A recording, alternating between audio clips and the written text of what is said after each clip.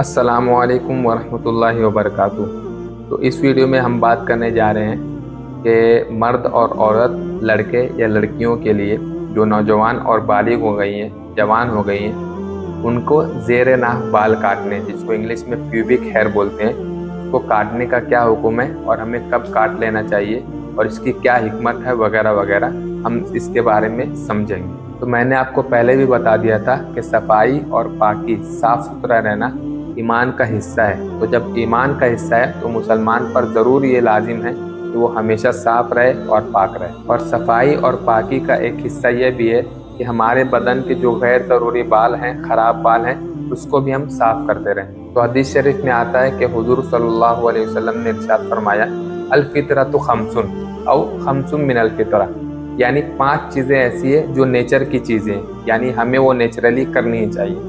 तो हुज़ूर सल्लल्लाहु अलैहि वसल्लम ने उनको गिनाया। पहला अल खितानु, खतना करना, यानी जब बच्चा पैदा हो तो कुछ दिन बाद खतना करना, ये नेचर है, हमें करना चाहिए। दूसरा है वल इस्तिहदादु, ज़ेरे नाक बाल को काटना और साफ करना, जिसके बारे में हम अभी बात करने जा रहे हैं। तीसरा है तकलीमुल अस्फारी, नाखून को काटना। कुछ लोगों के बड़े बड़े नाखून रहते हैं, वो हरगिज़ अच्छी बात नहीं है और बड़े नाखून रखना गुनाह भी है। कुछ लोग स्टाइल करते हैं कि सिर्फ अंगूठे के या कानी, जो छोटी सबसे उंगली है, उसके बड़े बड़े नाखून रखते हैं, बाकी सबको काट के रखते हैं। तो ये भी रखना ठीक नहीं है, चाहे मर्द हो या औरत हो, लड़का हो या लड़की हो। फैशन के लिए भी लड़कियां इनको नहीं रख सकती, क्योंकि वो भी अगर फैशन के लिए रख रही हैं, लेकिन उनको भी तो नेचर की पाबंदी करनी है, वो भी तो नेचर वाली हैं, तो उनको भी नाखून बड़े नहीं रखना चाहिए।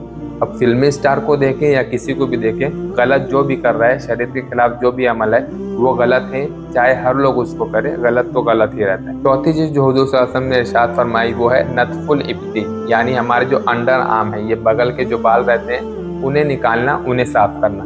पांचवी चीज़ जो हुज़ूर सल्लल्लाहु अलैहि वसल्लम ने इरशाद फरमाई है वो है कस्सु शारिबी, मूंछ जो हमारी है उसको पस करना, थोड़ी बारीक करना। तो ये 5 चीज़ें नेचर की हैं और ये हमें करनी ही चाहिए। तो आपके दिमाग में एक सवाल आया होगा और बहुत लोगों ने मुझे पूछा भी है कि 40 दिन से ज़्यादा अगर हम इन बालों को छोड़ दें, नाखून वगैरह को छोड़ दें, तो क्या ये बहुत बड़ा गुनाह है और क्या हमारी नमाजें कबूल नहीं होगी? तो मैं आपको बता देता हूँ कि ये कब कब काटना है। क्या ये हर दिन काटना है, क्या ये हफ्ते में एक बार काटना है, क्या ये साल में एक बार काटना है, वगैरह वगैरह। तो हर दिन काटना तो ज़रूरी नहीं है और ये अच्छी बात भी नहीं है, क्योंकि नाखून, बार वगैरह हर दिन नहीं बढ़ते।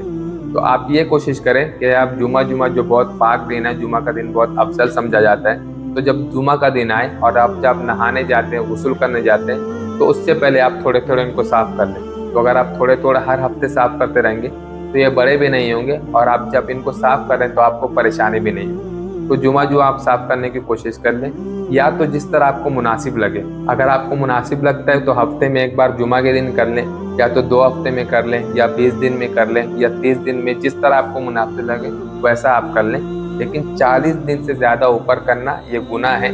40 दिन के बाद आप इसको हरगिज़ नहीं छोड़ें, ज़रूर 40 दिन में एक बार आप इन सब चीज़ों को साफ कर लें। अब ये सवाल कि 40 दिन से अगर ऊपर छोड़ेंगे तो क्या हमारी नमाज नहीं होगी? तो ऐसा हरगिज़ नहीं है। अगर आप इनको 40 दिन से ऊपर छोड़े भी तो आपकी नमाज तो हो जाएगी, लेकिन वैसा करना मकरूह है, मकरूह तहरीमी है, आपको गुनाह मिलेगा। नमाज तो हो जाएगी, लेकिन ये काम करना, यानी 40 दिन के ऊपर इन सब चीज़ों को रखना, ये गुनाह की बात है। जिस तरह कोई बंदा अगर दाढ़ी काटता है, दाढ़ी छीलता है और दाढ़ी को शेव करता है, तो वो हराम है, वो गुनाह का काम है, लेकिन उसकी नमाज हो जाएगी।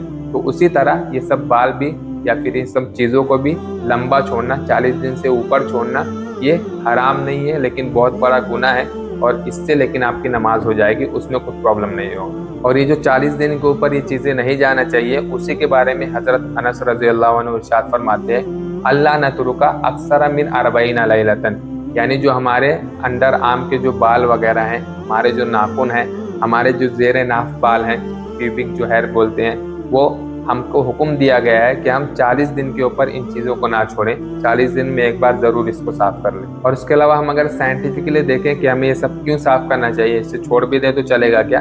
तो साइंटिफिकली अगर हम इसको छोड़ दें तो इससे बहुत सारी बीमारी हो सकती है। और उसके अलावा जब हम पेशाब या पखाना करने जाएंगे तो हम अच्छी तरह सफाई वगैरह नहीं कर पाएंगे, हमारे प्राइवेट पास गंदे रह सकते हैं, और अगर हम अंडर आर्म के जो बाल हैं वो अगर छोड़ते तो कुछ दिनों में उससे बहुत सी खराब बदबू आने लगती है और लोगों को हमारे साथ रहना अच्छा भी नहीं लगता। तो अगर हम बालों को इसी तरह छोड़ते तो लंबे बाल होने की वजह से वहाँ पर पसीने जमने लगते हैं, और जब पसीना जमता है तो वहाँ पर बहुत बीमारी भी होती है और बहुत बदबू भी आने लगती है, और फिर उसके अलावा हमें पेशाब और पखाना करने में बहुत दिक्कत और परेशानी भी आती है। तो हमें ज़रूर ये सब साफ कर लेना चाहिए।